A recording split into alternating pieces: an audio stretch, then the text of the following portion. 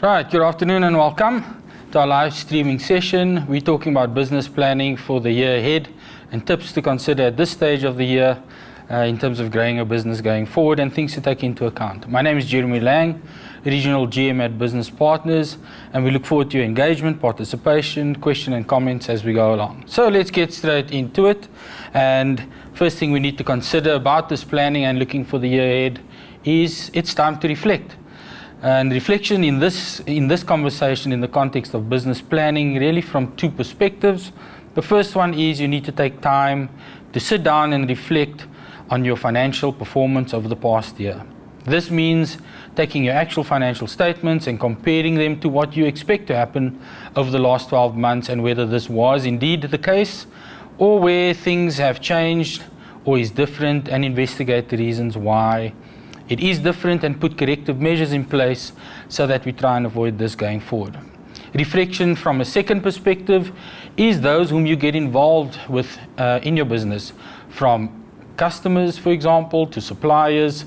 What are these relationships like? If we think of our customers, do they still support us? Do they still value us as a business owner in terms of our product and our quality and the price and service of our goods and services that we produce for them? Do they still like us? Is there still a place for us, and are we still relevant? From a supplier perspective, are our key suppliers still the most adequate for our business and the most applicable? Do they still deliver the best service and goods for us, still at the best quality and price that we are expecting? Or is it time to have a look in the market and seek alternative suppliers, or perhaps new suppliers that have come on board that may be of value to us as well? So that's reflection as the first tip.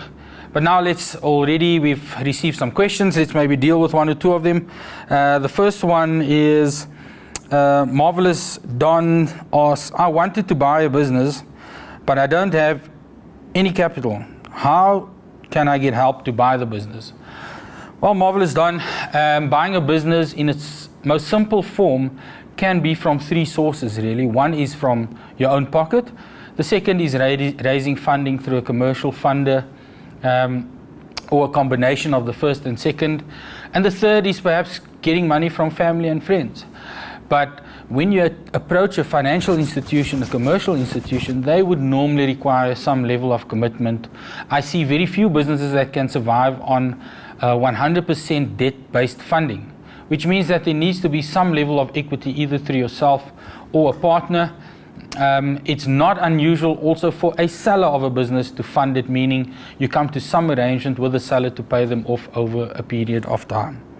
The next question is from Zebedee Lamedia Filming. I'm a film producer. I have scripts in place, but I struggle to get finance. Well, Zebedee, the film industry in particular is a very specialized one, and traditional financiers tend to shy away because it's such a specialized and to some extent risky industry for financiers. However, I do believe that the Industrial Development Corporation, the IDC, have funded a number of such initiatives, of course after a thorough due diligence and risk assessment process. So I would encourage you to perhaps get in touch with them. Right, carrying on. Our second theme, our first one was reflection. If you've just joined us, we're running live talking about business planning tips for the year ahead. My name is Jeremy Lang, Regional GM at Business Partners. The second thing that we would like to talk about in terms of planning for the year ahead is really understanding what your macro and micro economic environment looks like and how that would impact you on the year going forward. A year perhaps of many events, elections and so on, lots happening in the US, in Europe with Brexit, as well as China. And how does this impact on your business either directly or indirectly? So it's important to be aware of such events and trends. For example, how the oil price moves up and down. If you're in logistics or transport, this has a direct impact on your business. And so there are many, many other examples. Right, let's see what other questions have come through so far.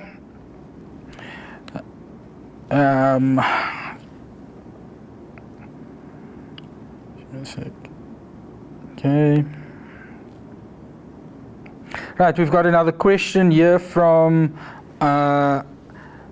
Mato Pasha. I have a daycare, but it is still new. How do I make it grow? Well, the education industry in particular is a very interesting one, and it continues to grow as a result of our economic conditions and how they have trended over the last few years. With the middle class of South Africa growing, there has been a need for an education segment that offers something a bit better than the public offering, yet not top end like the Curios of this world and so on. So this market segment has grown, and we have funded many such schools, including daycare centers. And this business in particular is really a trust business where parents need to feel comfortable and safe with leaving their child with you. So referrals from existing parents are absolutely critical in this business, where they feel comfortable and safe to leave their child with you to be taken care of. So marketing is absolutely important, and understanding of what competitors in your area. There are normally a number of such businesses in your local areas, is to understand what is their offering, is it in line, what do you offer that they don't, so what is your unique selling proposition. And within a daycare there are many such elements that you can use to your advantage. Are you priced correctly? Are you in a growing demographic, and what does your demographic look like in terms of supporting this market? So if you are in a very fast growing area, you can imagine that the demand for your services will certainly increase. So market, look after the children well, and word of mouth in this particular business is exceptionally important. Right, moving along onto the next tip. And this is one we maybe don't enjoy much, but is such an important element of planning, and that's preparing budgets. So most of us perhaps think of budgets in terms of income, expenses and profit, but the budgeting process is so much more than this. We really need to delve much deeper into sales budgets, overhead budgets, but most importantly are cash flow budgets, which take into account your working capital cycles, any big capex and maintenance requirements on your production or equipment. And so it's not just about income and expenses and a profit, but that you are comfortable that in terms of your strategy going forward, that you have enough cash flow at any particular time in the year to support and sustain this growth.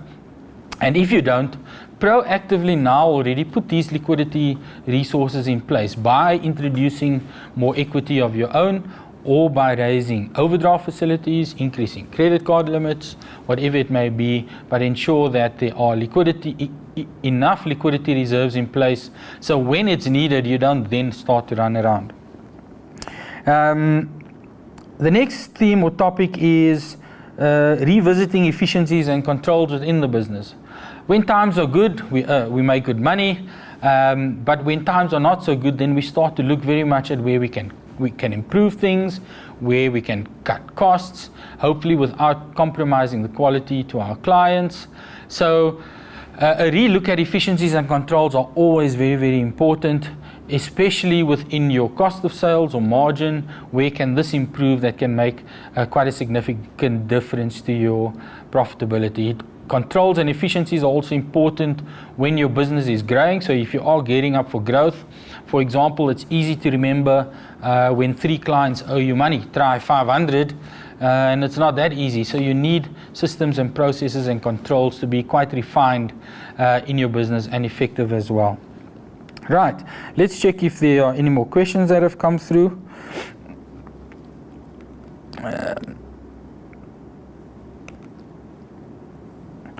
Right, we've got another question, and this one is from Ayanda Makanya. My passion is television, and I would love to establish a 24 hours free-to-air television channel. I have contacted DSTV, Starsat, and OpenView HD, but they need TV channels that are already running and not startups. I need more information on the business of television. I am from Durban. So once again, I would encourage you to talk to specialist financiers in this industry. I think your question actually leads to a broader discussion around funding in general, where entrepreneurs often move from funder to funder with a very generic funding application approach, where in fact the funding landscape in South Africa is quite diverse and complex, where funders have different industry preferences, funding amounts, risk appetites, and so it's important to do quite a bit of homework on each funder and their preferences so that you closely match your funding need to their preference, including funding instruments, whether it's debt or equity, by the way. So narrow the amount of funders you wish to approach, but in the process increase the probability and success rate that you may secure funding from them. Right, let's move on. We're now talking about planning. So for those of you who have just joined us, we're talking about business planning tips for the year ahead. My name is Jeremy Lang, Regional GM at Business Partners, and so far we've covered reflecting on the past 12 months, understanding global and micro and macroeconomic conditions, budgeting for the year ahead, and revisiting efficiencies and controls within your business. Next, we're looking at market opportunities for the year ahead.